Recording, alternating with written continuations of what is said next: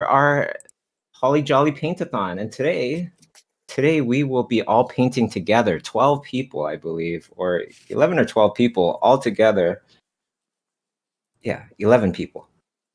And we're going to be doing something. What are we going to be doing? I'm not sure, but the whole entire theme of today's challenge is unity, you know, because that's what the world needs today. And who better to kind of bring that unity than on Discord, on the Lightbox Expo Discord community, can join in on Slido, okay, and ask us questions there as well. All right. There's a whole bunch from yesterday with Nathan Fowkes. Did any of you, were any of you there for Nathan's talk?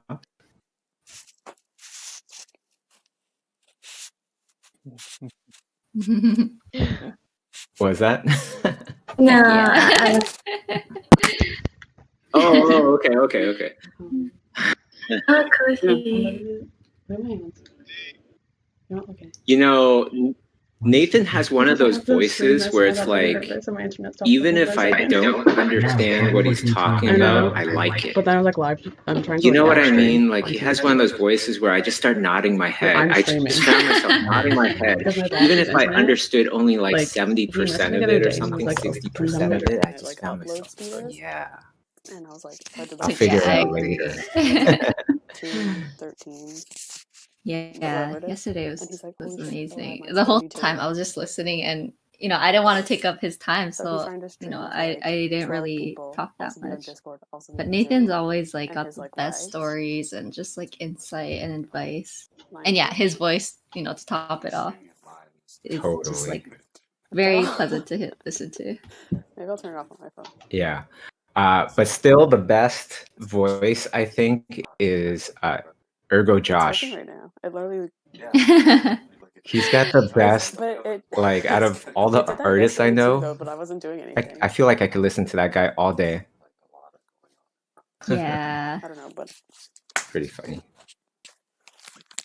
I think also his mic makes it really nice to.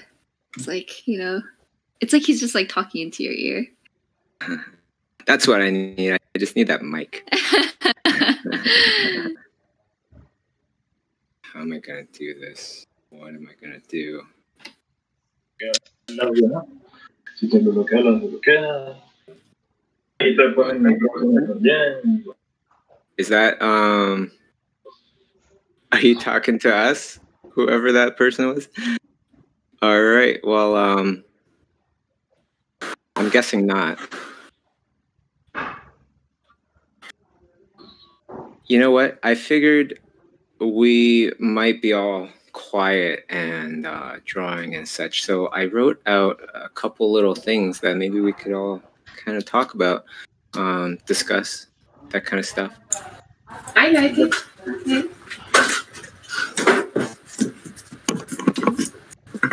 Whoa. Okay. Before we lose every viewer from all this weird audio, please try to mute your mic if you're doing weird stuff.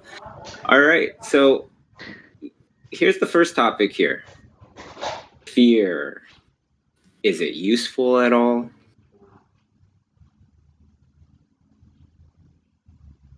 What do you guys think?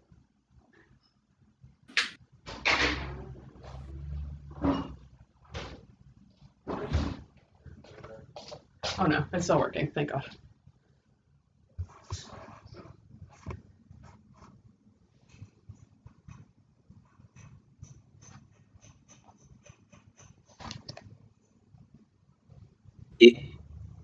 Is there a level of fearlessness? Is there any level of fearlessness that gets dangerous? Or is fearlessness the objective, you know, to overcome every fear and have zero fears at all? Because, like, I kind of feel like total fearlessness equals being kind of reckless. Mm-hmm. Oh, yeah.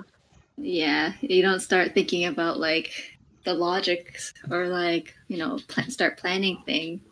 And once, I mean, I think it's like probably a good balance of both. It's like you gotta have both to, you know, get somewhere that you want to be, because if you go like head first without thinking, you might get results that you don't really want. But then if you plan too much, then that can like totally freeze you up and stop you from trying stuff that you probably would be too scared to do. I remember there's this reality show years ago with Richard Branson, Sir Richard Branson, the billionaire. And he had this challenge, and he's known for being like fearless, right? Doing crazy stuff. Okay, whoever's mic that is, please, for the love of this poor little stream here, mute your mic. All right. So anyways, Richard Branson, you know, he had this show, and in the show, my older brother gave it to me. He has this challenge where he takes everybody to Angel Falls, which is like hundreds and hundreds of feet in the air, and they all get put in this little container, and he tells all of them that the container has been designed to withstand the fall. And all you need to do is press this button or, you know, pull this lever, and you'll start falling. And that's the challenge, right? To go over the falls. I must say, these falls are like 3 times the height of Niagara Falls or something like that. It's insane. Oh. Yeah. That's terrifying. Yeah, and the thing is, he's known for taking risks and all this stuff. And the way to beat that challenge was to refuse to push the button. That was the way to succeed, you know, to beat that challenge. And the people that did push the button, you know, he just told them, you know what, you would have died. You would have died. So that was a pretty cool kind of little lesson, you know? Mm-hmm. Lesson for life, for business, whatever. Can't be totally reckless, right? Yeah. Now everybody is real quiet, so maybe I'll just go to another one. And there's also some questions on Slido. Oh yeah. Do you want to? Or sorry, I think that was from yesterday. Oh, okay. I don't see it anymore. But if anyone has questions, you guys can go to Slido and hashtag the 90Mac and ask any questions there. Yeah. Another thing I wrote down here was, let's see. I wrote down, oh, this one's a good one. I was thinking, the strongest trust is developed by consistency and time. Consistency times time, I would say. You can't have one without the other, right? Because you can be totally inconsistent for a very long time. And I guess the only thing that people would trust you with is the fact that you'll be inconsistent, because that's what is consistent with you.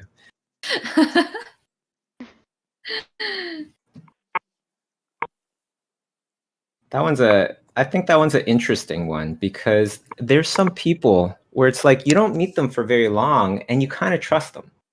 You know what I mean? And then there's some people you don't even need to hear a word out of their mouths, and it's like, I don't trust you. What do you want? Who are you? It must be because of like the way maybe they present themselves or what you hear about them. Isn't that funny though? Mm-hmm. It's very true. Maybe it's like from past experiences as well. You kind of learn about like how certain people are. You know, there's this really good book that I love. It's called The New Psycho-Cybernetics, and talks all about how our minds are very much like computers, and a lot of times it will write programs for us that we didn't want, thinking that it's protecting us, which isn't true.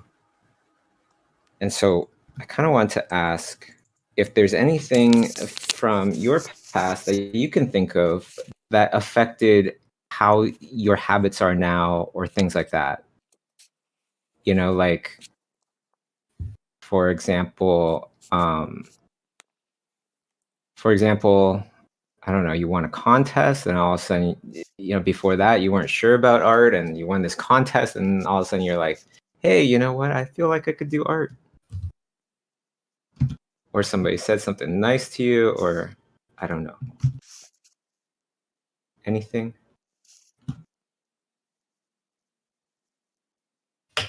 Oh, wait.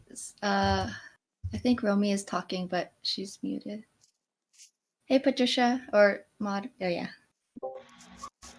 Hi. It's very helpful Hey. if someone says something nice to you. Yeah, right? Yeah. I remember back in the day when I was just starting off freelance and, you know, freelancing for like $2.50 an hour, it worked out to, you know what I mean? Like, you know, some of you definitely can relate to that. And I wasn't sure where my career would go. It was Steven Silver that called me. I got to talk with Steven Silver, and he made me believe and understand that that you could do this thing. I watched a talk last night about you talking about him and how your hard drive, or no, it was like, yeah, it was your hard drive started clicking and you lost like your whole portfolio. Yeah, you know, like such anxiety hearing that. Yeah. Oh, and like, I don't know what you guys feel about fate and stuff like that, but I don't know. I kind of feel like that was a bit of fate. You know, like everything there happened for a reason. Yes, I believe in that too. Yeah. I'm not sure if I believe in horoscopes though. I don't know if you guys are into that. I just have a hard time believing. Yeah. A little bit. Yes. It's like, okay, so if people that were born at the exact same time as me in the same hospital, perhaps, so it's the same location, you know, facing the same stars or whatever, they're going to have the same kind of personality as me. I just find that really hard to believe. What's your sign? Because I'm a Leo. So, that's what the Leo would say. I knew you were going to say that. Oh, man. It's funny because if I said something like that, I wonder if it would fall under the same category. Right. But I really like listening to those because then it's like, you know, it's just fun to like feel like you're kind of like have like same people in the same group that think kind of like similar to you. So yes. People that are from different families or countries, and they are very similar in their personality. So, has anybody ever met anybody that looked like them, but weren't related to them? Like, no. No. Oh. I had a friend. I'm waiting. I had a friend. We were born on the same day in the same hospital. Oh, cool. I mean, yeah, and we grew very up similar? together. We grew up together because it turned out that we live in the same neighborhood. So we were like best friends until teenage years. Oh, what happened? Well, somehow I changed my place of living, so I wasn't living close to her anymore. But then we met again in the university, so we enrolled at the same faculty. It was so nice to meet her 10 years later. Oh, we kind of lost touch. So yeah, we had many similarities, and we both went for the same career at first. I mean, now I'm an artist and she's an interior designer, but we started around the same path. So then do you feel like your personalities are the same? If you're born on the same day?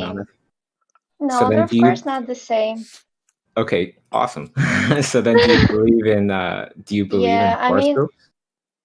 I mean, even how do you call them?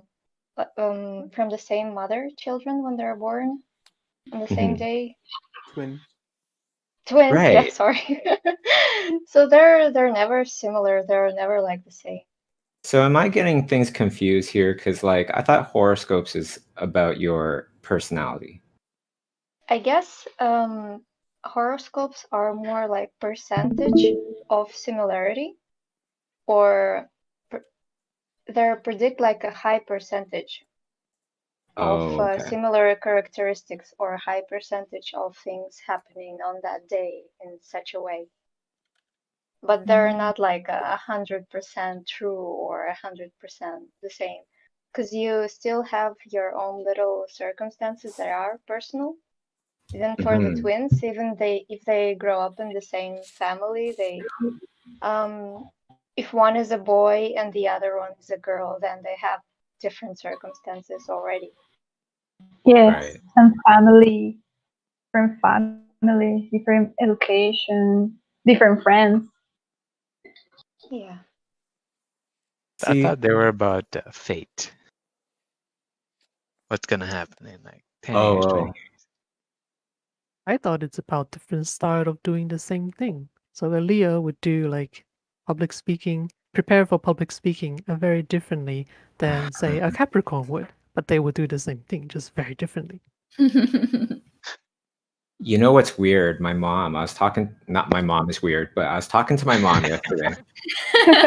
And she was telling me over 10 years ago, okay, so this must have been like way before like this YouTube stuff and all that jazz. She said that a fortune teller told her that I would change my profession later on when I'm in my 50s or something. And I would be a lot more into like kind of roaming the land and not giving a shit about money or whatever. And, you know, just trying to help people. And then she was like, what? He's an artist. He loves art. He would never do anything like that. And then he was like, I don't know. I see him talking a lot. I don't, yeah. And she was like, I don't know. And yeah, and she was telling me this yesterday, and she was saying, it's so weird. She was saying, oh, people are going to start asking you like how they should, like life advice. You know, and I was like, wow, this was back then? Jeez, that is beyond weird, but I still don't believe. So. But I do more believe in personality tests. I could barely hear you. Personality tests. Yes, I believe in personality tests. Yeah, I think a little bit. That's more, I don't know. I think it's more accurate. Yeah, but I've also heard like, well, it depends on which tests as well, because some tests are garbage and then some tests are good, apparently. I did a test that I had to draw myself under the rain. It's a personality test, and yes, it was fun drawing myself with the rain. Okay, here's a little personality test for our little for whoever. Okay, if you were to come back as an animal in your next life, what would that be? What's the first thing that comes to your mind? Go. Monkey. Monkey. So cool. An owl. Bird. Owl. Penguin. Parrot. A parrot. I don't know how to pronounce it. Meerkat. All right, you wanna know what that means? Lobster. Like the movie.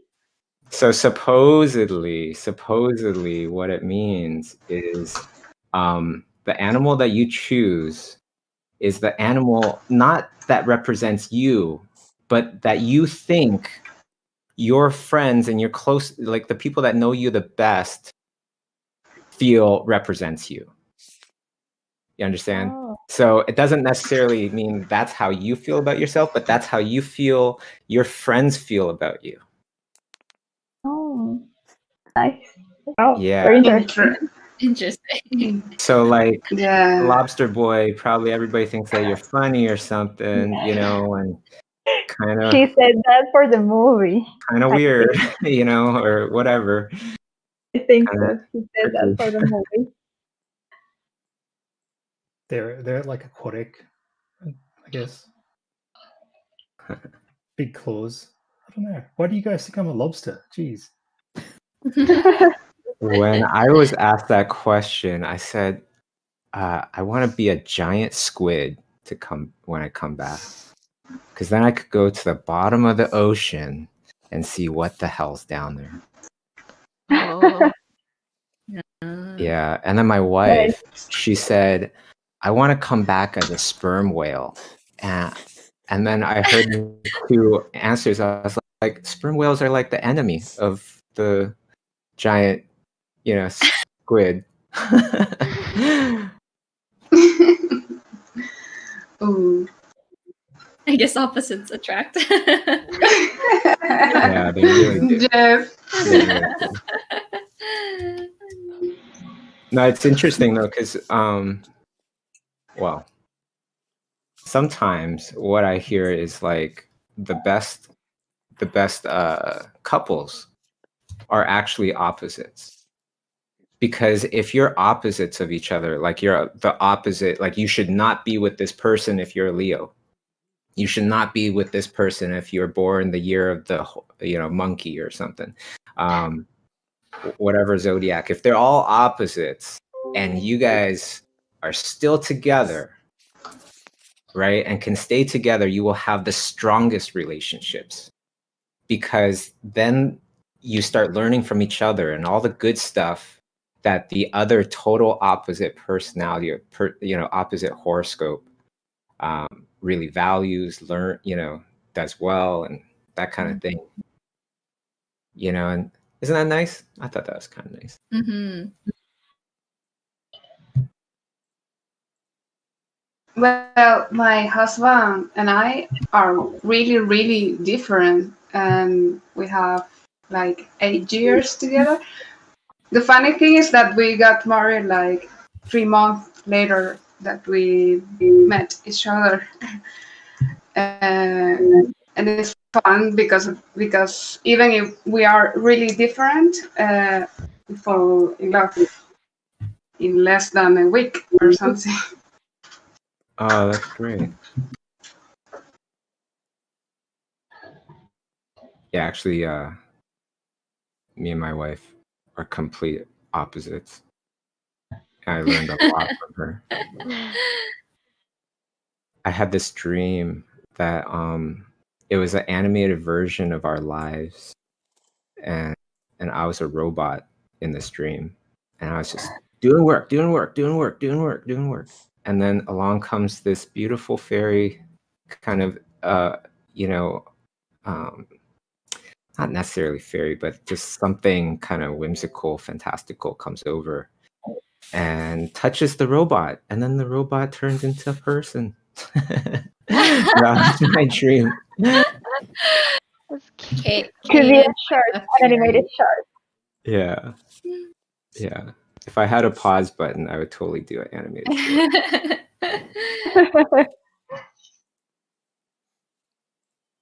Does anybody else have artist better halves? Yeah, I do.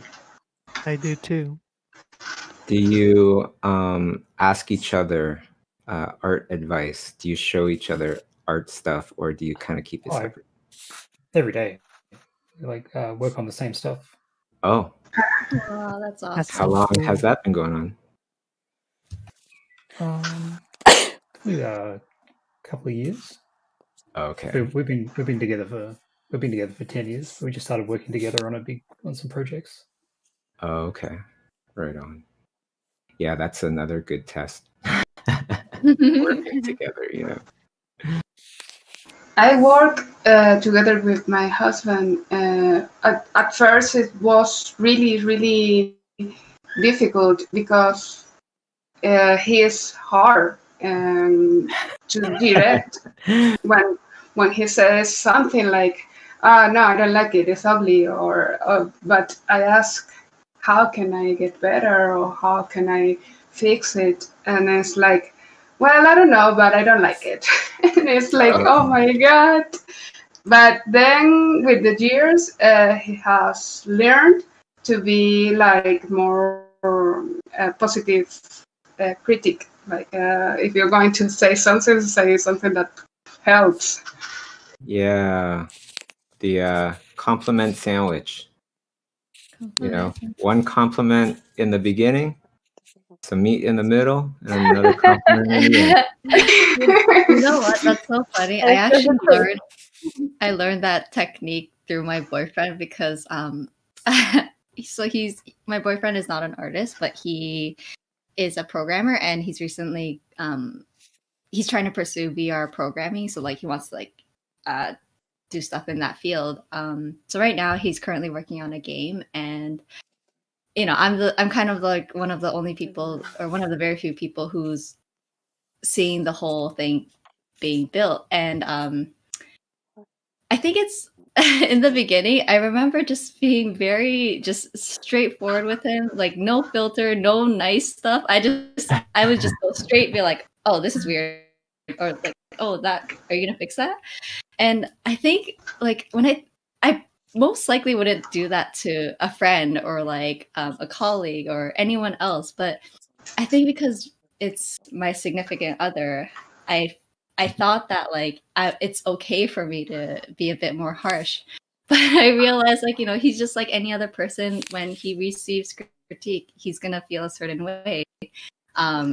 So I kind of learned it the hard way that, you know, you gotta do like a nice compliment sandwich if you want to give a certain critique and want to be listened to. So, Bobby, you're just like laughing. I see you laughing right now. But I'm smiling because I'm happy. I think for me, it was like, you know, I'm trying to come from a good, you know, place, and you know, I really care about him, and he should know that, but it doesn't work that way. So it's taught me to be more considerate of the other person's feeling, even though it's meant to be, you know, a good, like, I'm trying to like help in some sort of way. It's sometimes harder. Oh, sorry. Constructive with what she's saying, constructive. Constructive, yeah. So I can't really imagine myself, you know, being with an artist and trying to give like constructive criticism. Oh, you'd be brutal. No, I'm just kidding. If anything, I think I would be competitive. Well, yeah. What do you do when you can't find anything to kind of compliment?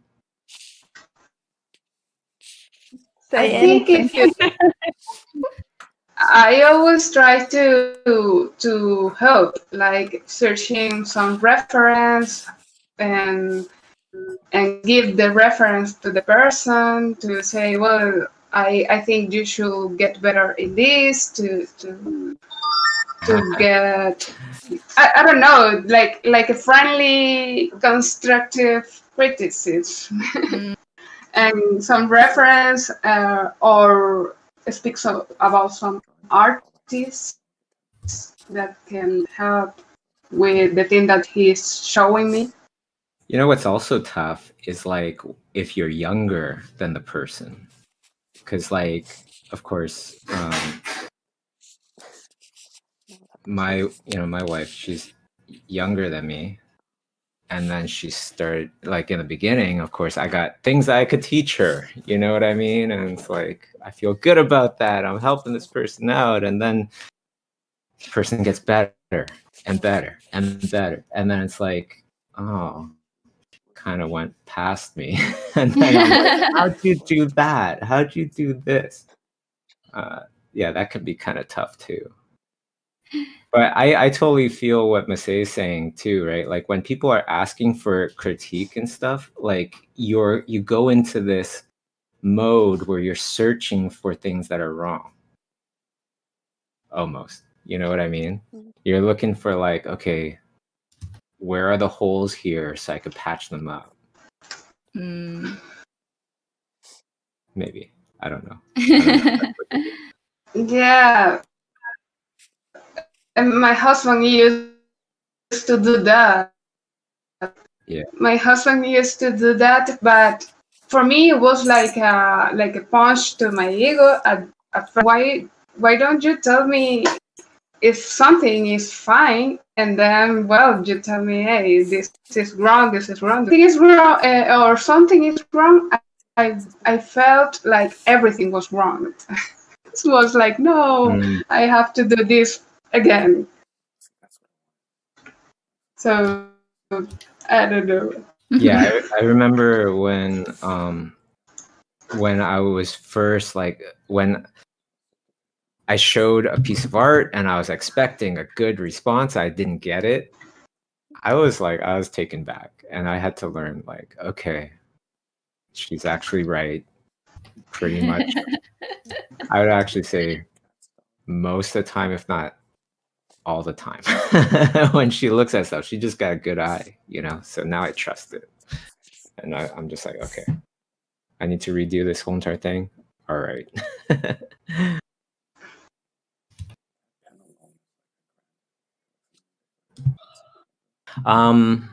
What else I got here? Oh, I don't know if we talked about this one before, but I wrote down like always think about why you're doing something, even if it's how everybody else is doing it. And I thought that was something that's always helped me in my life, because if I don't understand why, it's very hard for me to do it, not to want to do it, but to actually just accomplish that thing in the same way or whatever. So I always had to figure out, okay, why are they asking me to do this? And then once I could figure out the why, then I'd be able to do it much more. But if I couldn't figure out the why, I ended up figuring out either another way to do it or just not doing it in that way. And I don't know if that makes sense, but just want to always figure out why. You know, like so many things in life now, we just trust and we just do. And that's not healthy, I think, for evolution.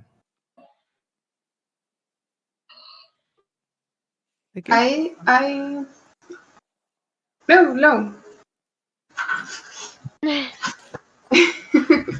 Well, I always have that thing that I have to think about, why am I painting this or why am I drawing this? But sometimes I think that we have to like let it go and see what it goes, and then try to understand it.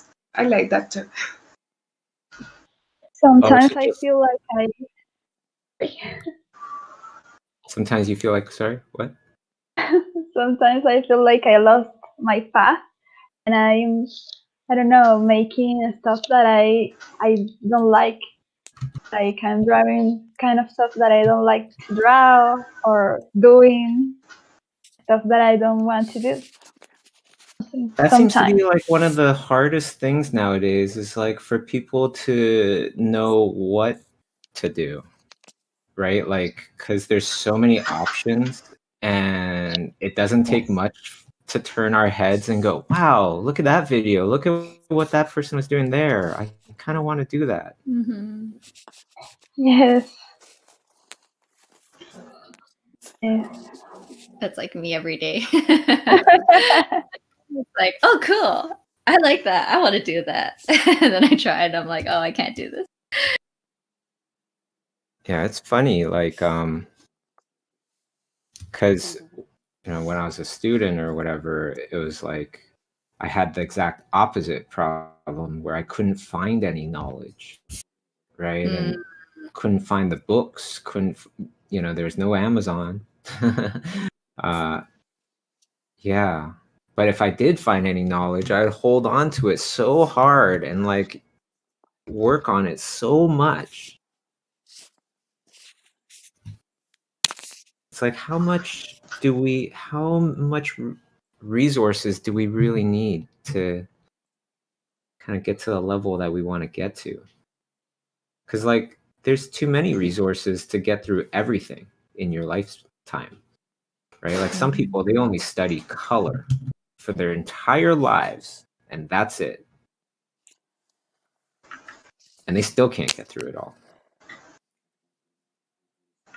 It's never ending. My color.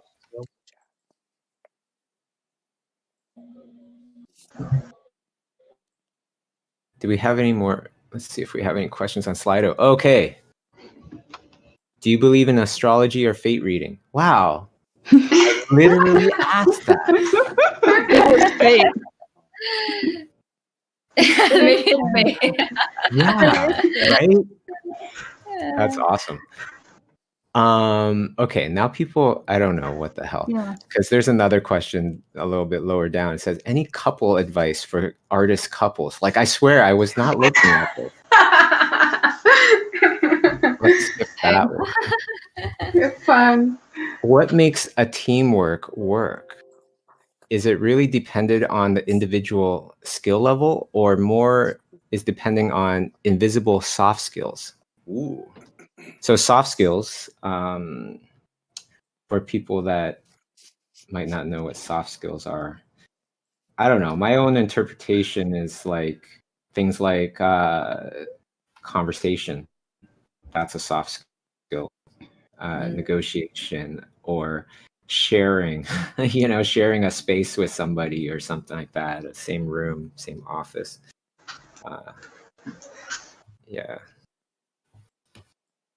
Any thoughts about that? Maybe empathy. Empathy is a soft skill. Yes. And actually, I would say that's the answer.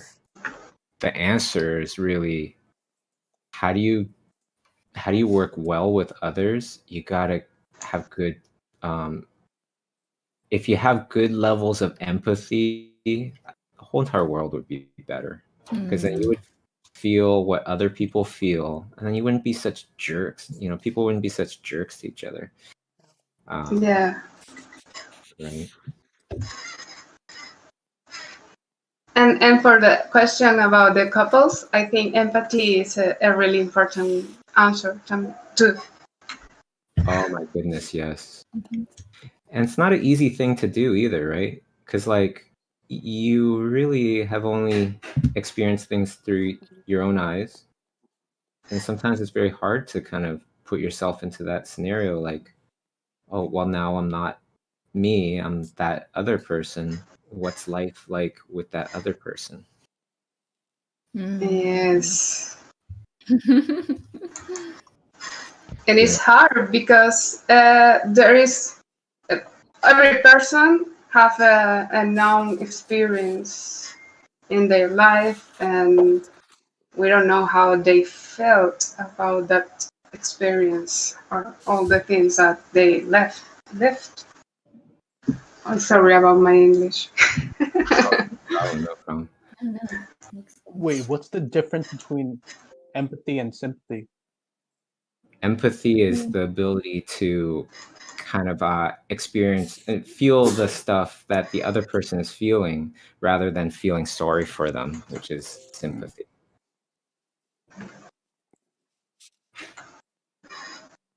Yeah, okay, so funny story time, hopefully.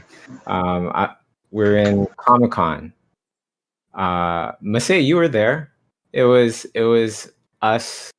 I think Rochelle was there, and we're at some party, and Rochelle was this person that used to work with us and everything, and before that she was a model, so she's very good looking and stuff, and we're at this this after hours party, and I just see all these dudes like hovering her like a shark, you know, and this poor girl is just trying to like hang out and just be normal, you know, and it's like that. Then I kind of clicked into my empathy. And I was like, wow, that's awkward.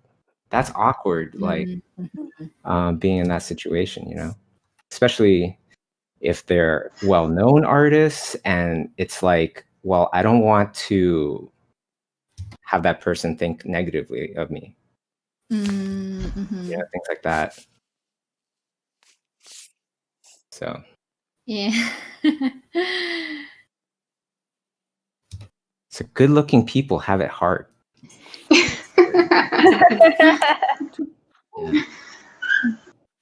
And famous people too, like really talented people, because I don't know, but maybe you were in a situation like that, but with people, with artists that wanted to ask you or to learn things from you or something.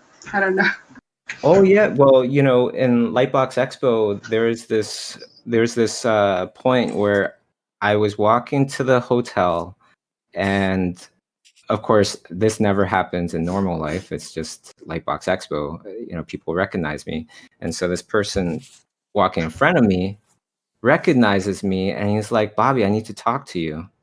And so we start talking in the hallway, and he starts telling me his story, and it's a very emotional thing. And he's like, you know, he used to make weapons, like for the government and stuff, and like, wow, you know, things that could harm people and kill people.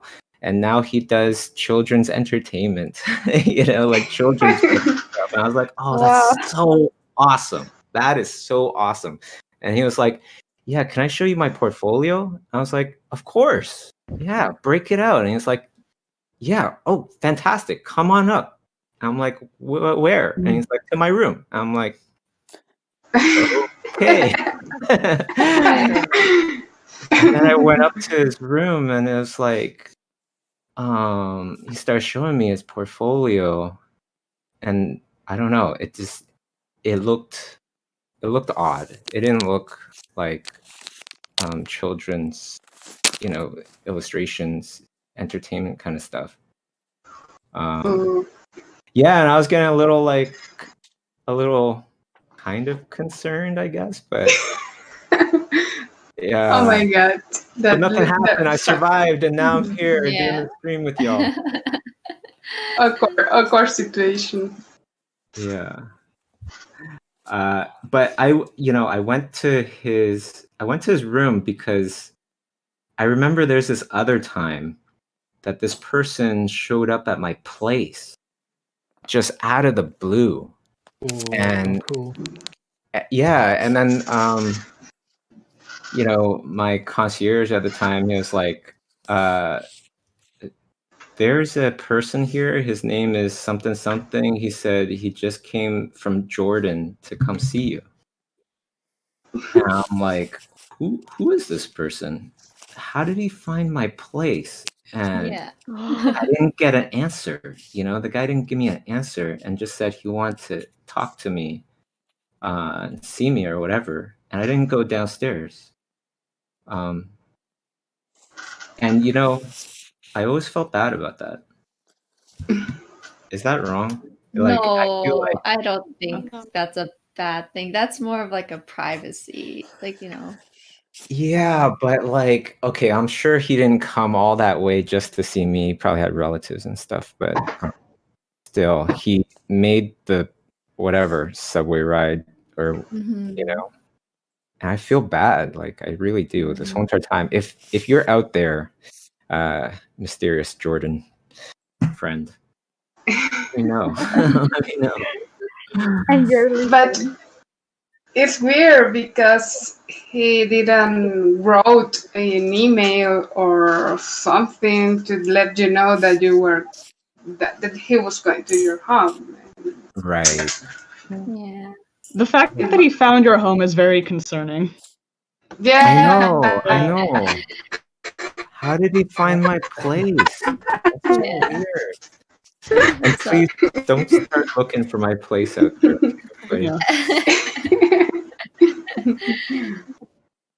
Gonna weird me out. Yeah, that's definitely the wrong approach. Yeah, give him a save first. Look for her place. Make sure she's cool with you. Yeah. Hey, Bobby, we have a question from the chat, if you don't mind. Of course, yes, please. Yeah, one of the people in chat, they really want to hear from the Paint-a-thon artists about how they kind of organize their team and kind of figure out what the strengths and weaknesses and kind of pulled the whole thing together if they want to talk about the Paint-a-thon experience. Fantastic. Yeah, that is a tough thing. Like, how did you? What was the plan? How did it start? Anything? Well, I was looking for a group, and I just put my portfolio in all the box in Discord, in the Lightbox Discord, and some persons start writing me, and one of these was Lydia. Lydia told me that they have a group, and I say, hey, good, and then I was in there. That was my method. That's awesome. And did any of you know each other before the Holly Jolly Paint-a-thon? Yes. Oh, okay.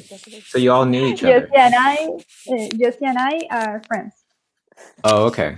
And then the others? And Melo. Oh, okay. Yeah. And then the rest of us, we just didn't know. The rest of you just met. Yeah. Actually, Lydia and Leo and me, we were friends already.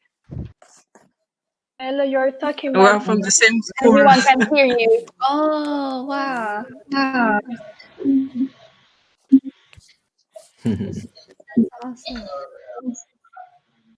And Awesome.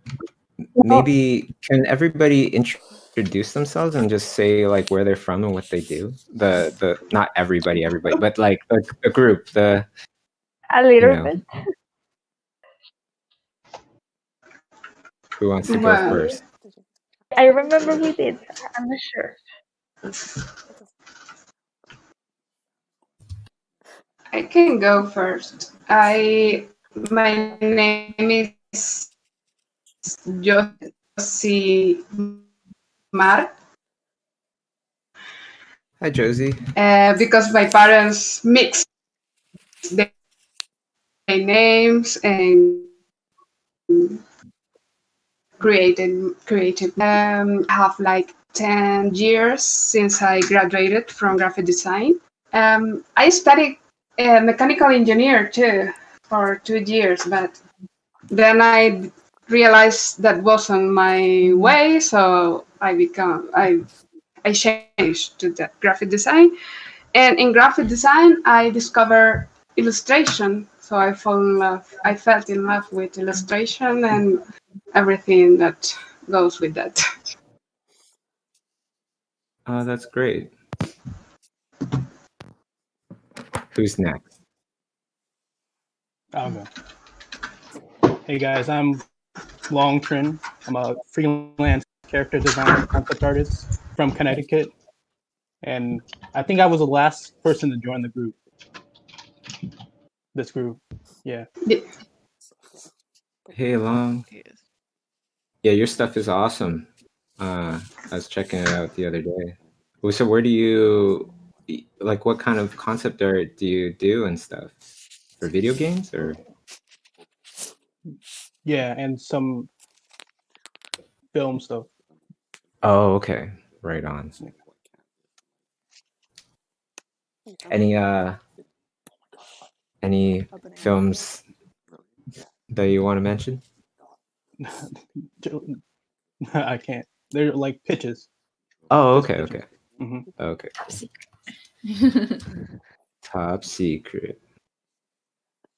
What's next? Okay, I'll choose. Babylin. Hi everyone.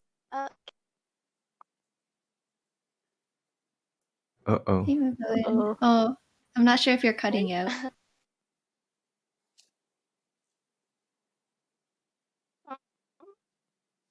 Oh, there might be. Maybe we could come back to. Yeah. How? Babylin, you're kind of cutting out, so it might be the internet connection. Okay. Can you hear me now? A bit better. Tiny bit better. Okay, so I'm Math. I come from Vietnam, and yeah, about the team, like previously I was gonna join another team of like the art friends I know, but I was like, okay, maybe let's start some challenge and like find people who I don't know at all. So, yeah, I teamed up with Lydia and other artists, so that's basically how we met. That's awesome. Yeah, about the art, I just do illustration. Like currently, I'm planning on some short like comics, so please watch out.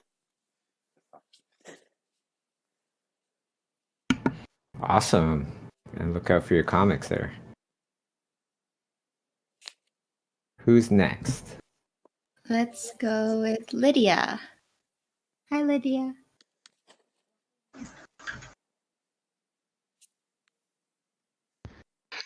Hi.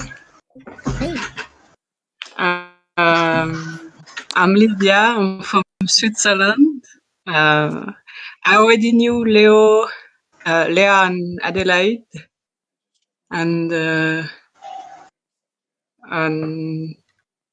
we just started making a group and adding people. And we had the chance to have a lot of talented artists in our team.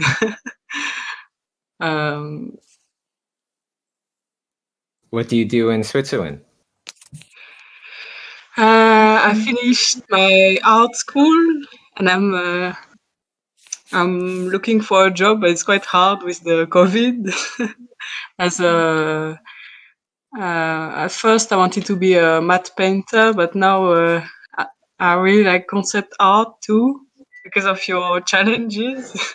Oh, yay! It's awesome. That's great. Please come to Switzerland. Because I saw you at the FMX in Stuttgart. Oh, you were doing I remember seeing lots of concept artists, and they all looked really depressed, and you were the only one that was like smiling and really giving happy vibes.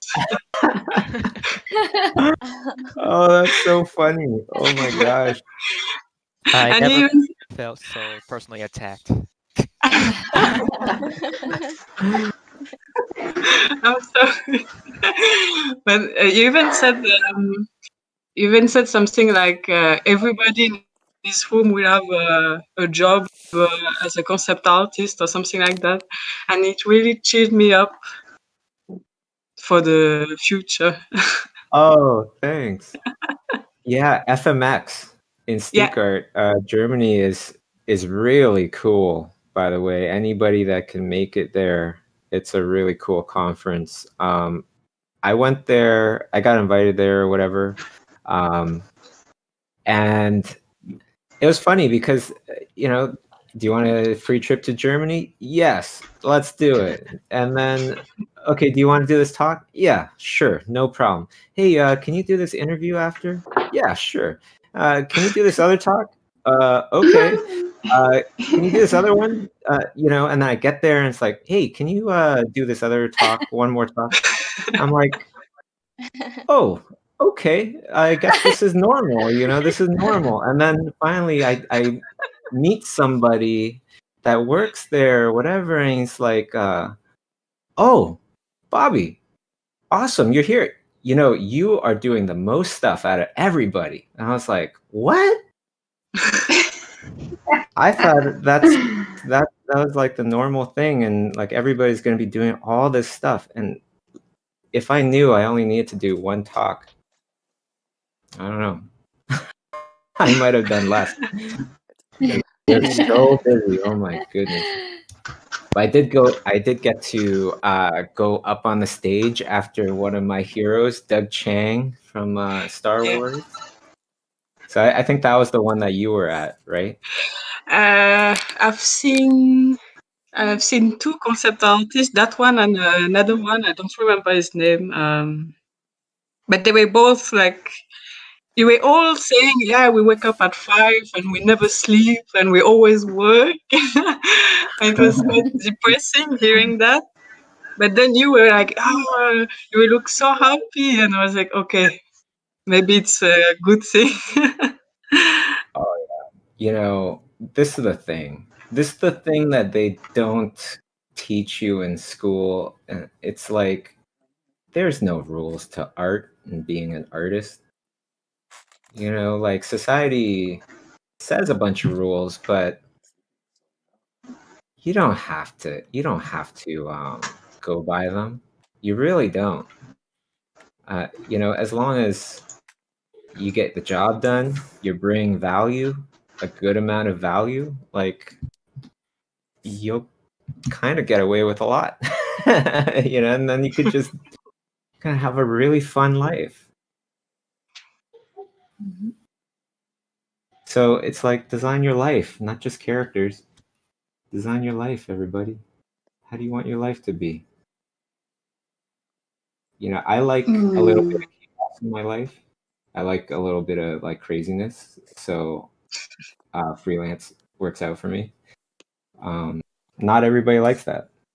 You know, the goal is not necessarily to start your own business. I could tell you that. Because starting your own business, yeah, Patricia knows. She caught me like 4 in the morning yesterday, like up. She's like, "What are you doing up?" And that's what happens when you have your own business. You're going to be working the most out of everybody. Mm-hmm. I would like to live like far from the city or in a place that have more green and still work with art. Anything is doable, because you know I just said something like kind of shitty about having your own business, but also you get to truly design your life big time if you're, you know, cool with a little bit of uncertainty. I guess, you know, putting your destiny truly in your hands. That's how I feel starting your own business is kind of like. But I get to also design my life, right? So it's like we did a couple workshops in Dubai, and it was literally, it was very reckless of me back then, but it was literally because I saw a YouTube video of people dune buggying in Dubai. And I was like, I want to do that, but I don't want to. I want to go with my friends too. And so we just started a workshop in Dubai, and then went, and then, you know, got to go dune buggying in the desert with Masay and like a bunch of others. Well, you went the next year. Yeah, I went think. the next year. Yeah. Yeah. Pros and cons to everything. Mm-hmm. But that was definitely a pro. Yeah.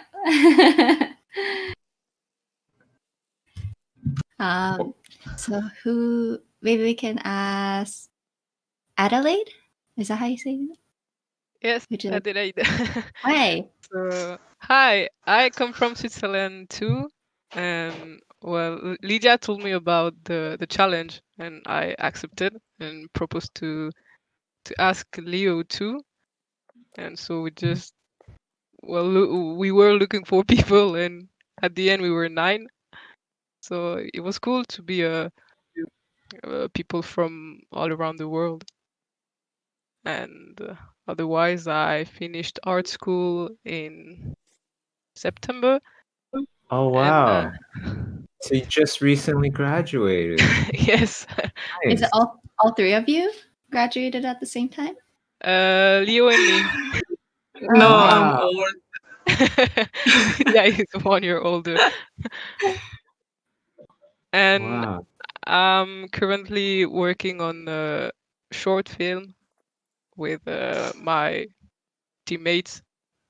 So yeah, that's cool. That's most of a green screen, like an actor film in a green screen, and we do all the 3D environments beside. Wow. Good luck with that. I Thank wish you. Oh, I that's wish you the awesome. best. Yeah, that's exciting. It should be finished this month. Are you doing like the film festivals and stuff too afterwards? We still don't know. We will see. Well, But I yeah. think I don't know how many film festivals are actually still I don't kind of know. happening. Hopefully a bunch. Mm. Awesome. Well, Switzerland representing. Who's next? That's great. Vietnam, Switzerland, what, Connecticut? That's awesome. Very exotic. All these. Mhm. This group is truly global. Yeah. So maybe Leia? Is that how you say your name? Hello, yeah. Hey, do you wanna maybe talk about yourself? Introduce yourself. Sure. So, my name's Leah, or Leoduma, and yeah, I knew Adelaide and Lydia before because we were in the same school, as she said, and I graduated in 3D for games and concept art, and yeah, I'm also from Switzerland, so we are all kind of looking for the same job, but that's complicated right now. Mm-hmm. Yeah, there's no studio in Switzerland. Yeah. Oh wow. Well, everybody gotta take down your usernames there on YouTube. Give them a shout. They're all available before they get taken. Spielberg, talking to you, buddy. Let's go. Who's next? Who is next?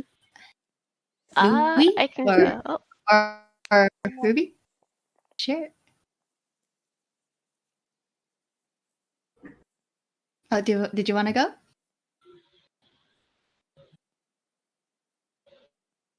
What? Or who wants to introduce themselves next? I'll go. I'm in the USA, East Coast. I have a very strong interest for concept art, but I'm still trying to build up my skills. I'm trying to look for schools right now. Yeah. Awesome. And that's Tuesday, right? Yeah. Tuesday, really? Cool. Did you know anyone in the group prior to the event? Not at all. I saw one of them post like an ad for joining the group, so I just thought I'd join. It was like one of the first ones I saw. Oh, that's awesome.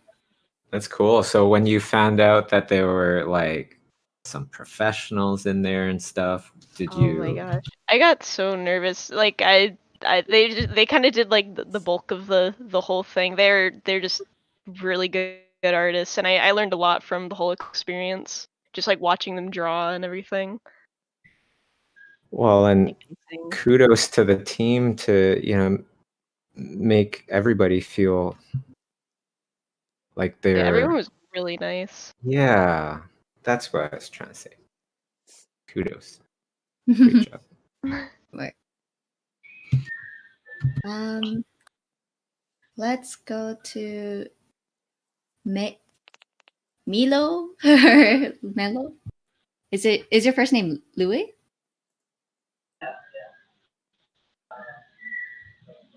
Oh, I can barely hear you. Yeah, I think your volume's a bit low.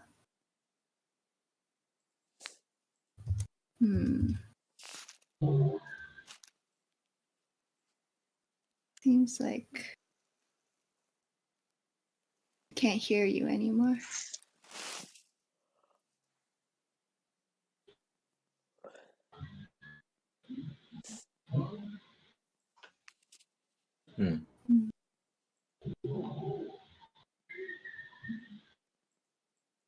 Shall we get back to? Can't hear.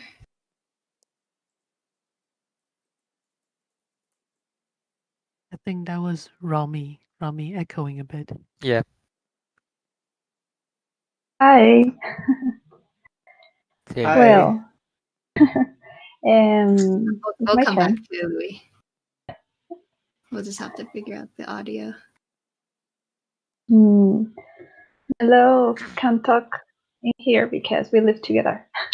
Oh, Oh. perfect. Oh, You I can did not know come that. and talk in here if you want to.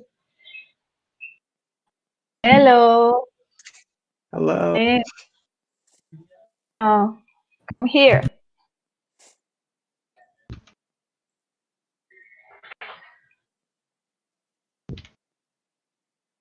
Great. Oh, he's coming. Are they gonna come? He's coming? Okay. Okay.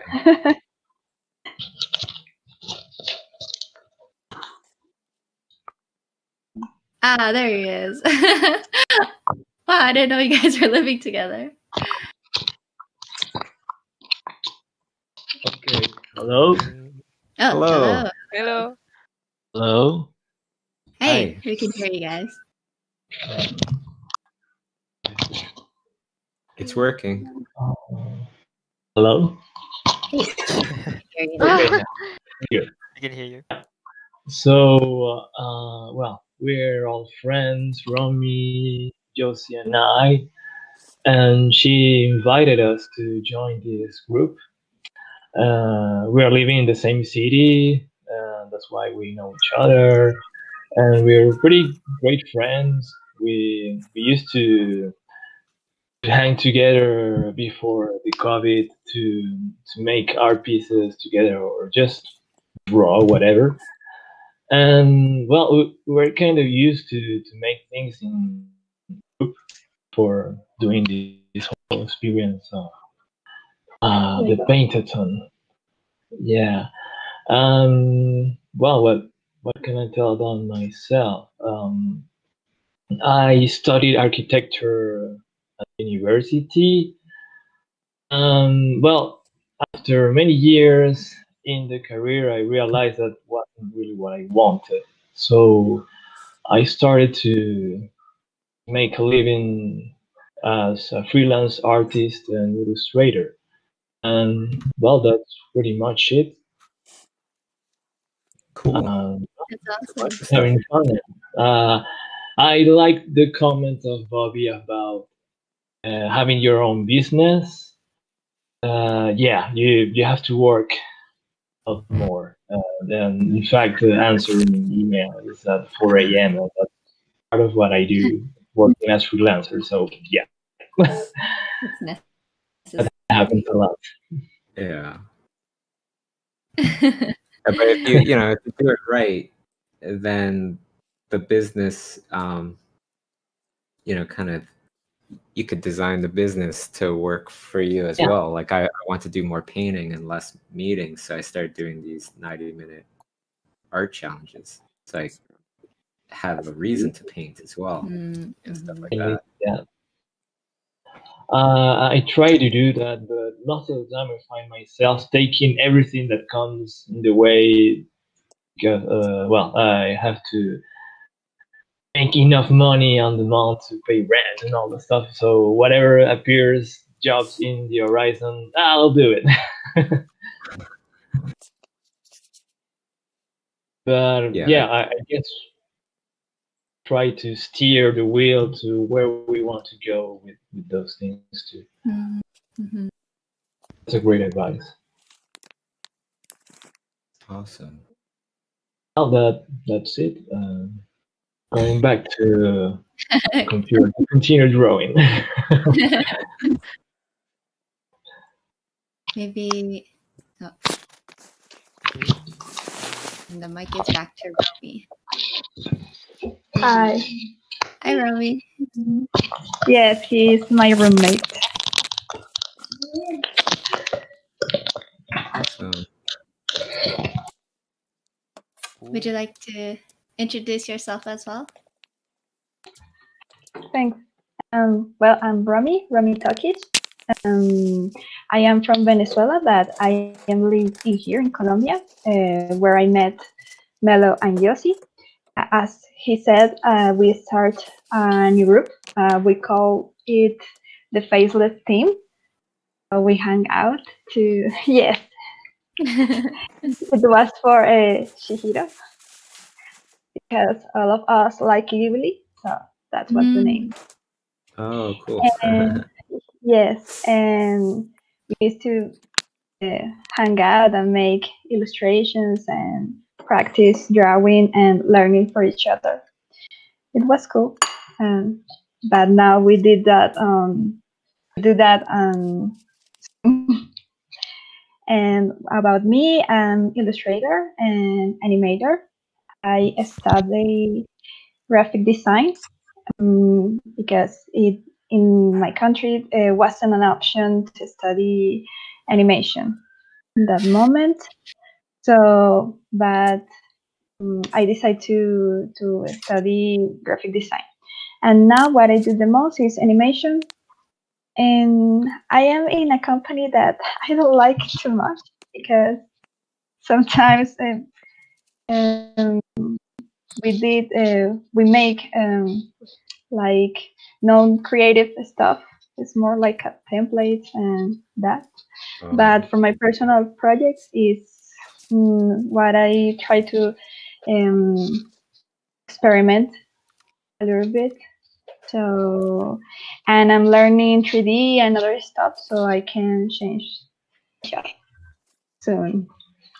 And that's why I do. Right on. Well, you're doing everything right. Yeah, I was gonna say keep it up, especially like personal projects and just learning. Even if you feel stuck at a job, I think that's kind of the right path that you're going down. Yes. Thank you. I studied. When I started, I was a toy designer. I was a graphic designer, toy designer. I designed the packages, and for like whatever toy. I hate packaging. Right? But I kind of like making the boxes. If you had to make the mock boxes, like to see what it'll look like, I kind of like doing that. That was fun. Yeah, when I was 17, that was my first art job, was doing the toy design thing. Is there anybody else? Did we miss anybody else? Yeah, did I miss anyone? Like designing toys. Yeah, it was actually toys for like movies. So that's what got me interested in movies, because I was designing toys for like A Bug's Life back then, and Star Wars, and Spider-Man, stuff like that. Tobey Maguire Spider-Man back in the day. Yeah, we get the style guides, and so we get these style guides of the movie before the movie came out, and so it's like kind of seeing behind the curtains. It's like, wow, I want to do that.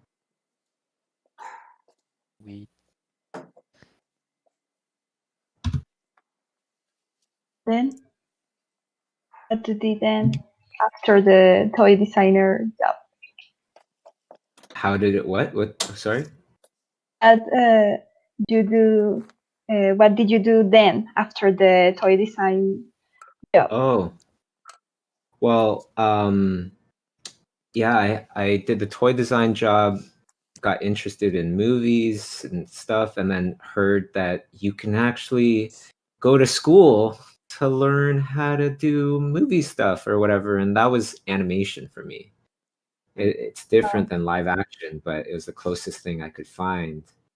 And I like animation too, so that, you know, it made sense.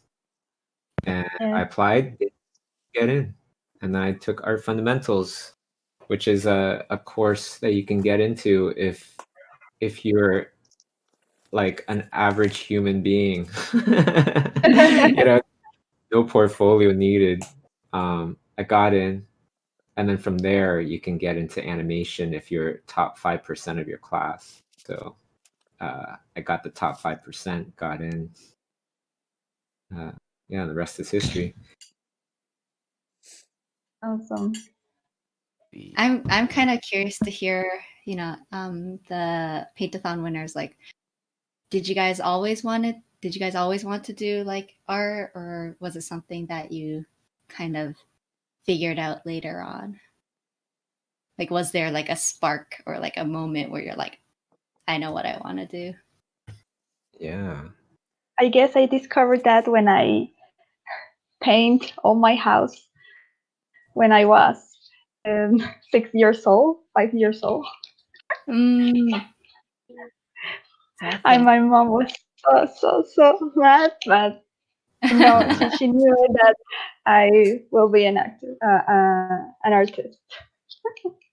That's a good topic. Does anybody like naughtiest thing that you did involving art that you could speak of and won't traumatize people? Oh, as a kid, I drew Goku on the door with crayons. Oh yeah, I used to really love like the Raving Rabbit series, and I drew one on my wall behind like this chair. I got in really big trouble, like in 2nd grade. Oh my god! Oh my god. I think for me, I actually so my dad, he was a mechanic, and he would do like little side businesses at home. So he would fix family friends' cars and stuff, but he would print out these documents. And I remember when I was really young, I would draw on that, and then he would get mad because it's like, oh, I have to rewrite everything again. But after that, he learned to give me paper to draw on. So that was probably my bad moment, or like when I got in trouble. That's cute. I was more like curious with machines, and I used to open clocks or open any electronic thing like radios or and I used to build another thing like my Barbie's car with all those stuff. So it was not like a bad thing, but my mother was like she didn't understand what was in my mind. my mother is a very religious person, and my father is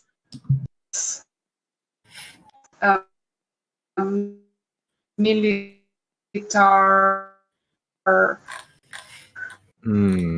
Coronel. I don't know if it's pronounced in that way. It kind of broke up a little bit. And they were like, he's a military coroner. Radical. They like us to do those things, but they were radical.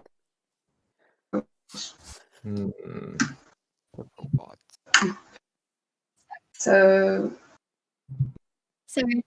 I You're just cutting it a tiny bit, so we're getting like little fragments. And yeah, it sounded almost like military coroner. I'm trying to piece together the. I don't know.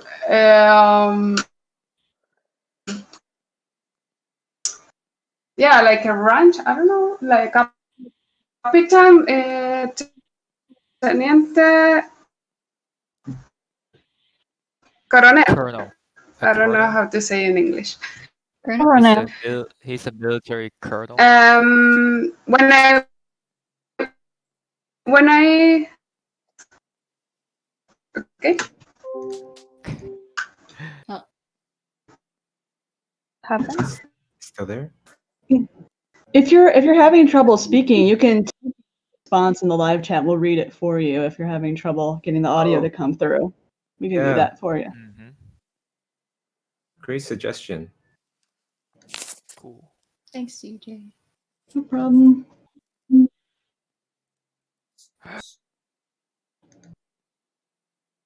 By the way, if anybody doesn't know, we're doing another little fun challenge with Iris Compete on LBX Discord. It's the Exchangelings challenge. So you have to draw an Exchangeling fairy. What is an Exchangeling fairy? Well, it's something that Iris made up. But the description is on the LBX Discord channel. Essentially, it's a little fairy that Patricia, you know, I don't want to screw it up. Well, the Exchangelings, the way it's gonna work, I think it's for the next few weeks until like the middle of February. We're gonna be all working on traditional fairies. And everyone who posts on the Lightbox Discord of their fairy for Iris's challenge will be entered into a raffle where you can win an original piece by either Bobby, Missy, or Iris herself. So it's really exciting. We already have some people participating, so definitely join us. A lot of artists are joining live every day to do it, so it's a lot of fun. Yeah, the main purpose is really to get everybody drawing and painting.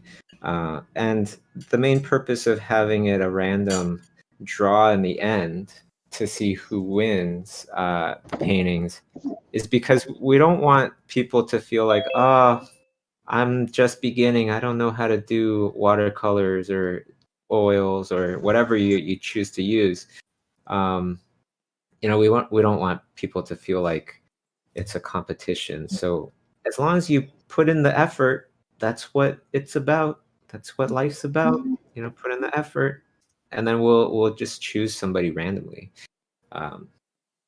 Send some positivity out there in the world. Yeah. We actually have a section for some works in progress that people are already submitting to, so it's really cool to see everyone's getting started already in what they're doing. Ooh. Oh, I have to check that out. Are you doing one as well, CJ? Oh, you know I'm going to do one. I was sketching last night. I'm coming up with some ideas. I was sketching this morning in the in Discord, just some ideas as well. I think I got one. Yeah, it's hard. Oh, sorry. Go ahead. Oh no, it's hard. It's hard choosing an idea, and I've been looking at a lot of the stuff that Iris does. It's just so many different kinds of things. Like she's got. It's not even like traditional fairies too. She'll do like mushroom fairies and all sorts of very different, exciting things. So choosing is being very difficult. I'm thinking about moths right now, though. Oh, nice. And the thing about the fairies is, you know, they could be creatures like the mythical, like folklore kind of fairies, or Tinkerbell kind of fairies, or whatever kind of fairies, really. It's more about just doing the art, you know? Yeah. Agree. Though I cannot participate in this challenge, though, or I assume that I'm not gonna participate in this for my current situation. But artists without viewer is kind of it's kind of boring. But since this project, like you said, or this challenge that you said, is getting people into drawing. I mean, it does like work on me. So I'm just gonna be silently stalking and watching people draw here. Nice. You should draw with us. Yeah, we're not, you know, it's not about. I am drawing. Yeah. But looking at people drawing also motivates me. So that works. Yay! It's like eating plain rice while looking at wooden fish, yeah, and imagine eating that fish. Yes. You guys know.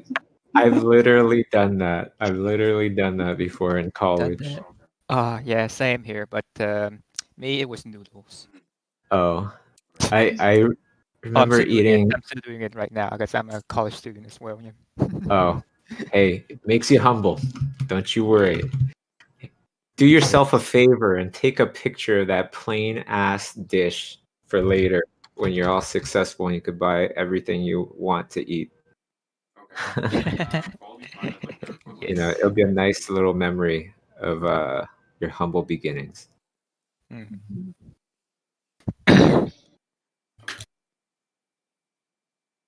I wish I took a picture of the shitty studio we had in the very, very beginning. Or not shitty, but you know what I mean. Bobby, were you the artist I heard of that just ate Cocoa Pebbles for like a year? Oh my god, yeah, like not a year, I probably would have died, but it was a week. I had 0 money left. I think I had literally $5 left. And so I didn't want to ask my parents for money because I was a little too stubborn there. And it's kind of like those situations where it's like finally they let you do what you want to do, so you don't want to give them any sense of like, oh, I need your help, right? So the only thing I had left to eat was my favorite cereal at the time, Cocoa Pebbles, and the third day I ran out of milk, and then I was eating cereal with water, and that is horrible. Oh my god. That's like next level. Yeah, and then That's I remember like the 5th day that I was on just Cocoa Pebbles, and I was trying to stretch out my Cocoa Pebbles because I didn't have that much. I was so lethargic, I could barely like get out of my bed. Yeah, I don't think there's a lot of nutrition in those. It's like rice flakes and cocoa. Like there's not much going on there. Yeah, and I just remember waking up, not even getting out of my bed, but just rolling to the side of my bed, and there's my little box of Cocoa Pebbles. And I look inside, there's like hardly any Cocoa Pebbles left. And I was like, man, this is tough.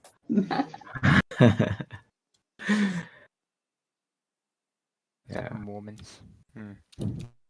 I'm glad things have changed for you, Bobby. I've never eaten Cocoa Pebbles again. That was the last box, and that was my favorite cereal back then, and became my most hated cereal. Yeah, I can't eat it anymore. I don't know about other people, but for me, luckily, I live with my partner, and because of that, I feel like I force myself to eat properly. And it's funny because like he doesn't cook that much, but in the end, like I like to cook for him. But then if it was just me living by myself, I'd probably literally eat rice with egg and soy sauce. So like I'm so glad he's here, or else I would not take care of myself. It's weird. And even if I had like roommates, I'd probably take care of myself. But when it's just me and no one's looking, I probably would just like go bare minimum everything. Hey, let us know if you ever heard of ketchup sandwich. Oh no. Or like, no, ketchup with rice. Just straight, just ketchup with rice, and that's it. Sounds good though. Yeah, or like soy sauce with water soup. No. You know, like, oh yeah. College horror story. Trust me. Yep. Did all that I wouldn't stuff. be surprised. I wouldn't be surprised if the Lightbox have a challenge for that. Just draw your worst college nightmare food. Very specific. Yeah. They say that trauma like gives your artist best inspiration. I don't know, that's from my art mentor. Yeah. He's crazy though. And I think at the very least. He's so crazy. He moved down to California only to went back to where he's from, and then go back to California again. because they were hosting like these mural paintings on the street, where he just participate and just draw like this huge like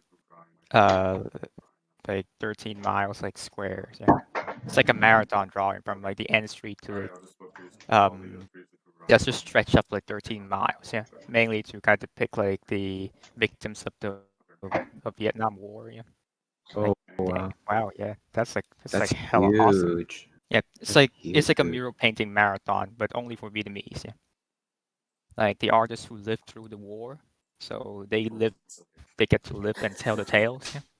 So, you know, like back in the day, you have like these military illustrator, yeah, that they're like in the military, and then they have to use the ammunition box to contain like the brushes and colors, and they just sit there seeing the teammates getting shot at. Yeah. They just draw them.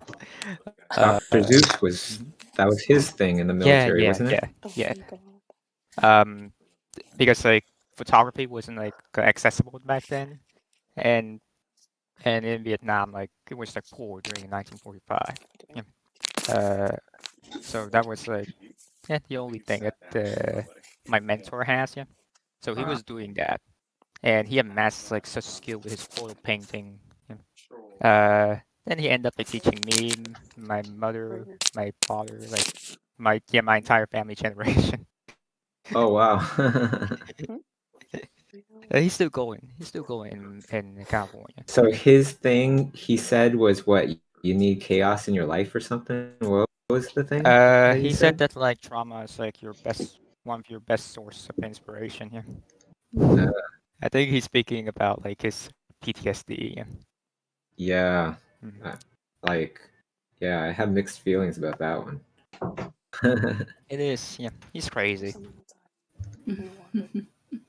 Well, whatever works. Whatever works.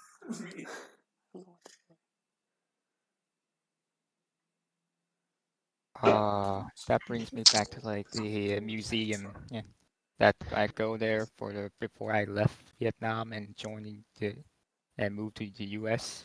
I saw like there's like displaying all the artist tools for like military artists they were using. They were seeing like ammunition box and brushes made of like fashion out of bullet casing. Yeah, and ink bottle also furnished out the bullet casing as well. Wow, that's so hardcore.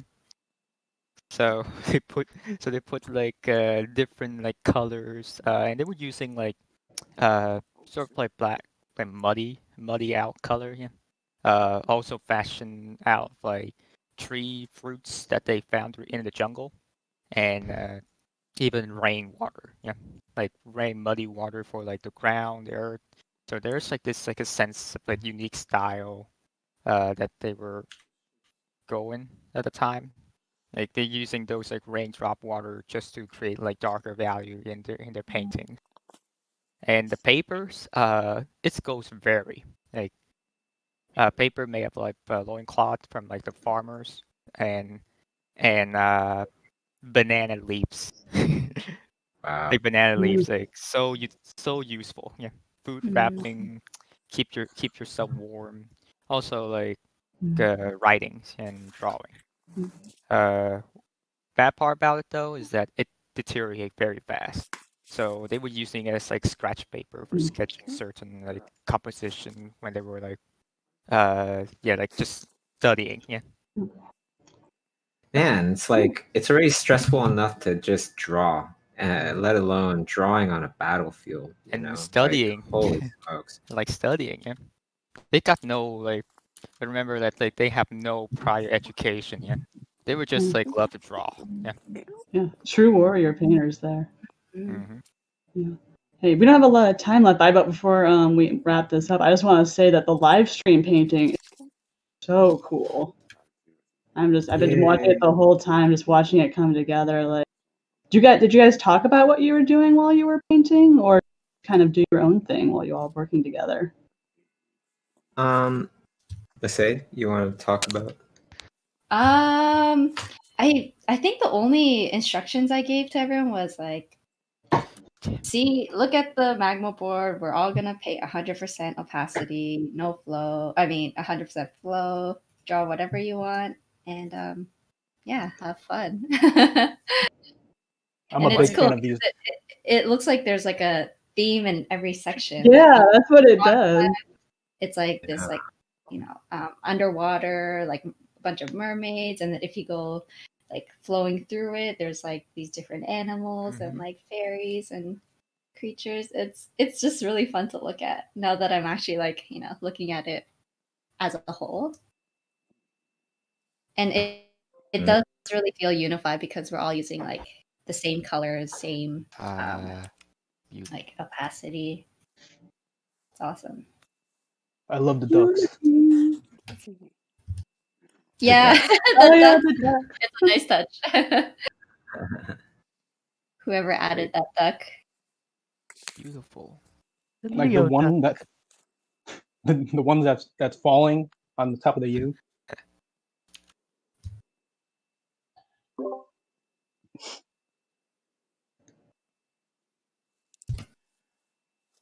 Pretty sure that's from Leo or Leia. Sorry, what? The little ducks? Yeah, I did the little ducks. Kinda everywhere.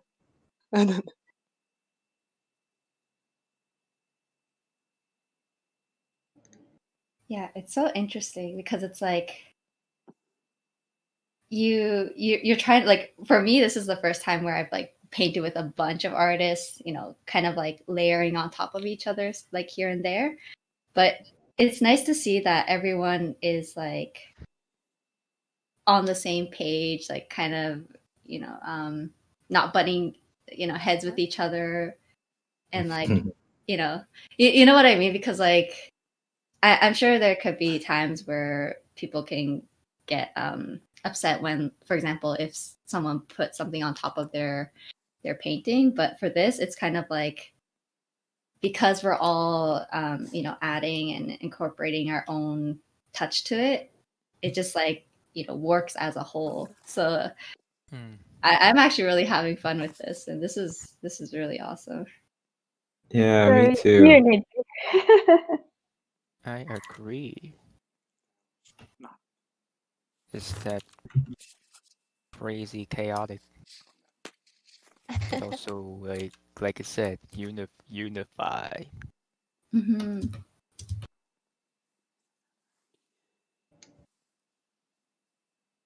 Yeah, and I'm also amazed like how everyone started so fast. It's like yeah, at first I saw a whiteboard and I was so confused, like what are we gonna do? And then I saw Bobby did like a blob of color. I'm like, okay. Yeah, and I was like, maybe if I just do a blob of color, then maybe everybody will start drawing. Yeah, thank you.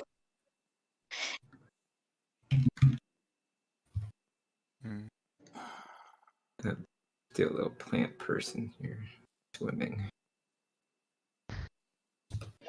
Do you hear me well now? Yes. Yes. Yes. I wanted to finish the history that was like weird when I was talking because of my microphone. What I was saying, that my parents were too radical because my father was from the military force and my mother is a really fanatic religious person. So for me, in the art was really difficult to decide, and because of that I began studying engineering, and I had 2 years studying engineering, and after that my sister decided to help me for study graphic design. and that was my history. So sorry. I wanted to finish. No worries. Yay, that's great.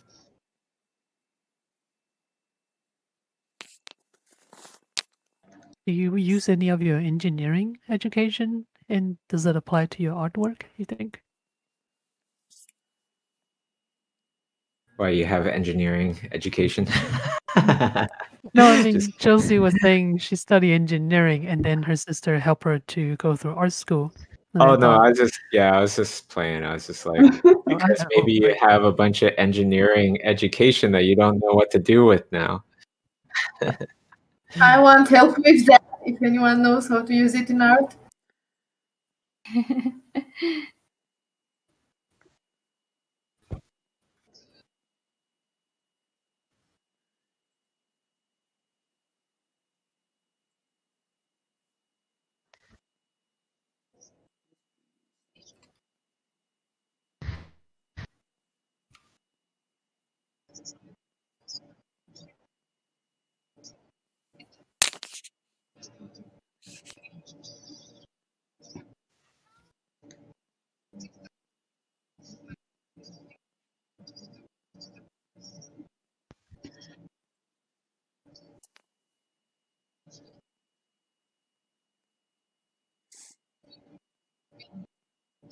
Oh, What happened?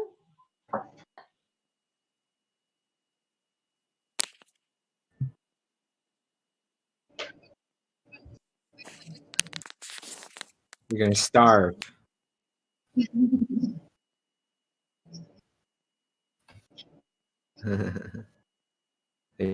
You'll be on the corner of the street with your little orange juice, waiting to draw somebody's character.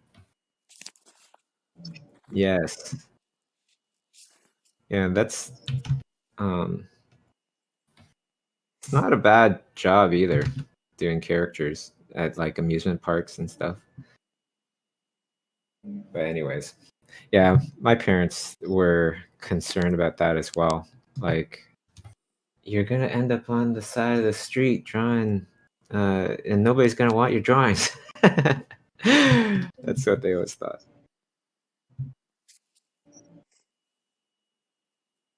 little did they know. Little did they know, you know, it's so funny because I don't know if I told you all, but like the other day, my parents, my dad, were talking, and he was like, you know, I saw this good movie on TV, and it was like Christmas Chronicles that Masay and I worked on like 2 years ago, that I told him about when it came out like a year ago or whatever. And he said that he watched it back then. And now he's telling me, oh, I saw this awesome movie on Netflix. And that was the movie. So apparently he didn't watch it, you know, and when I told him, when I told him about it, he just said, yeah. Oh, yeah, I watched it. It was good.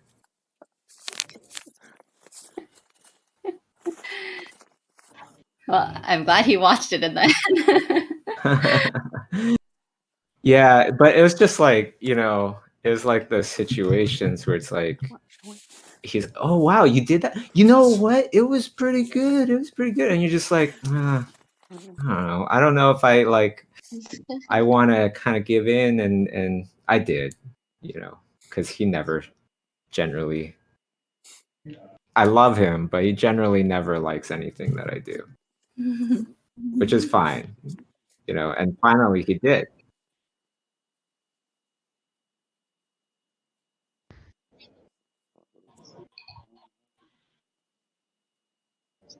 Oh.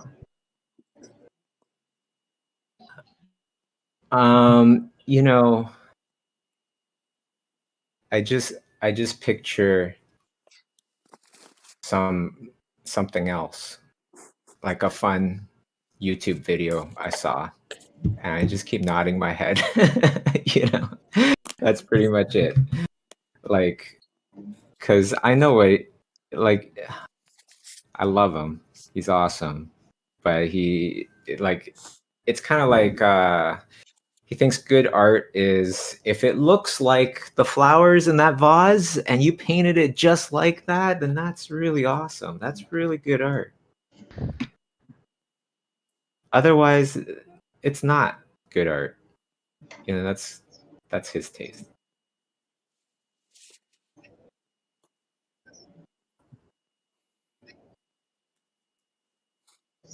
Oh.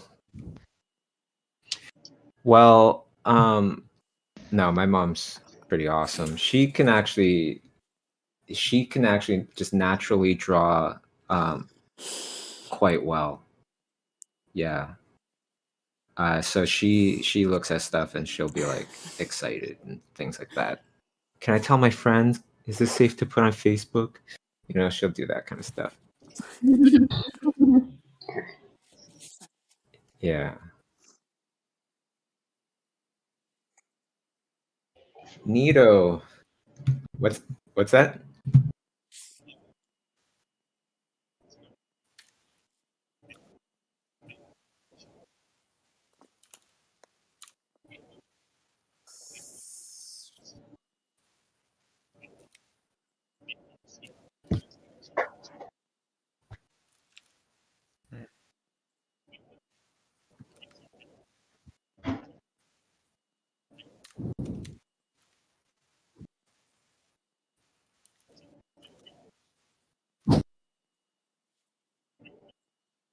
I agree. I totally agree with that copy. Mine was taking my mom to Florence with me when we were invited there to accept an award with the guy that created Heidi, Yoichi Kotabe,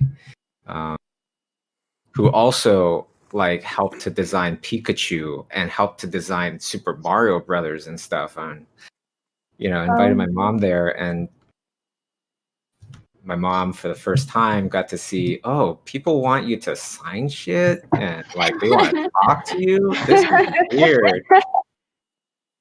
Yeah. It's like, my son. Yeah. Then after that, she, you know, came back and is telling my dad, no, he's not bullshitting at all. You know, he's doing well. Funny. So you know, it's all possible, everybody. It's all possible.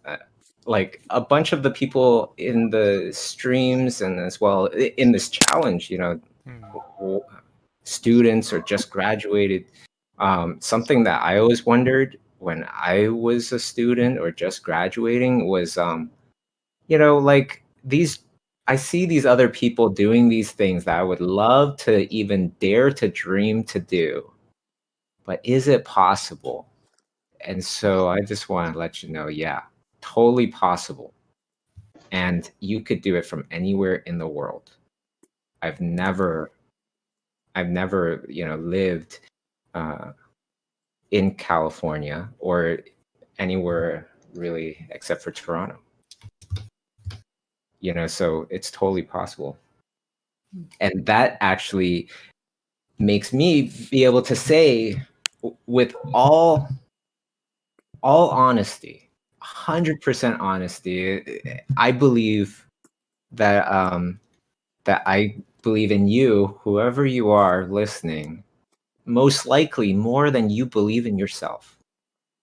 Because I've been there, you know, went through that path where you go the wrong way for years, or you're just kind of treading water for years, or you have parents that don't understand you and your art and all this stuff, right? And like Kofi said, they do care about you, most likely, you know, almost always they do care about you and they just want the best for you.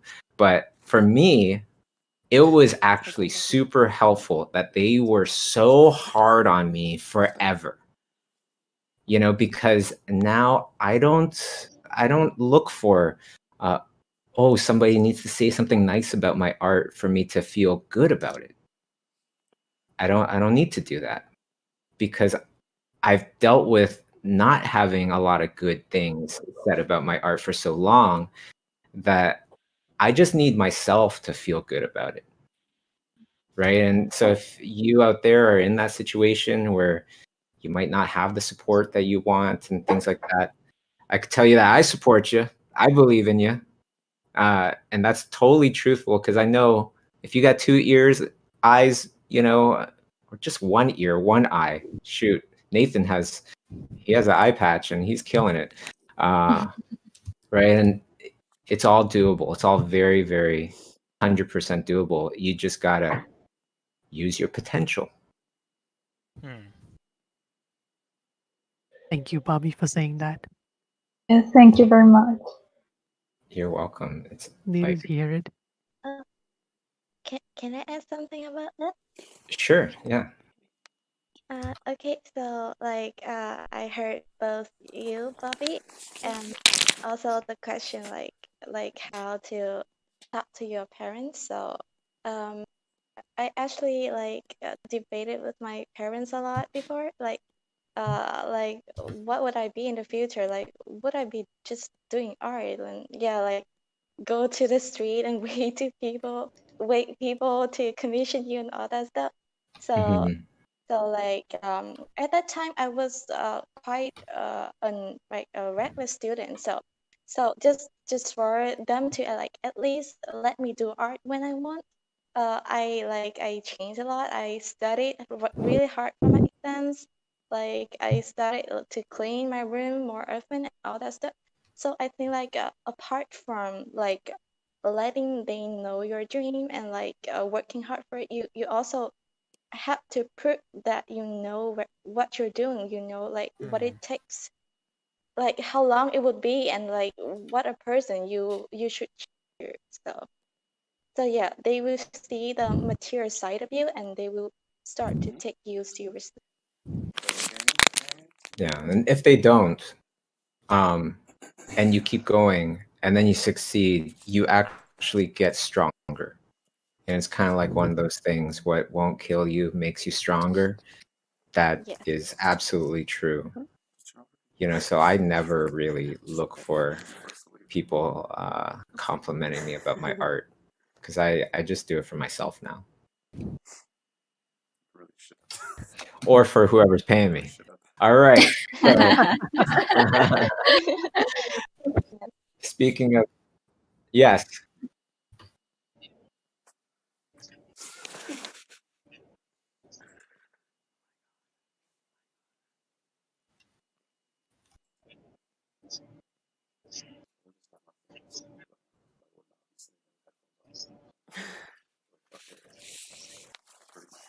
It is hurting my head. I have to take my glasses off.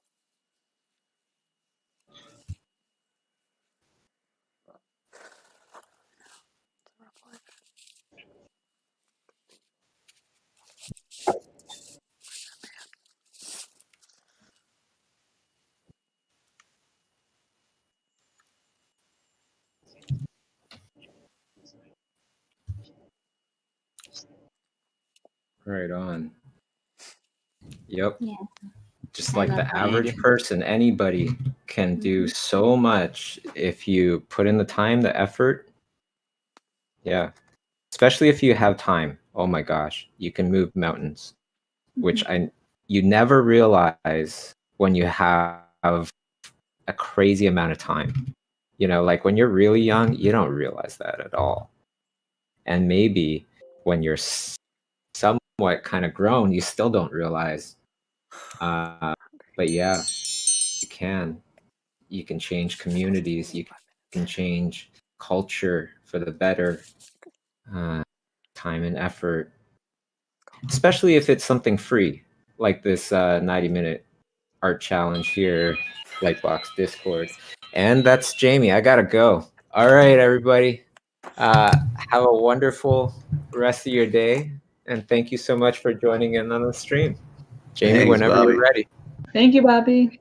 Thank you, you. Bobby. Thank you. Thank you.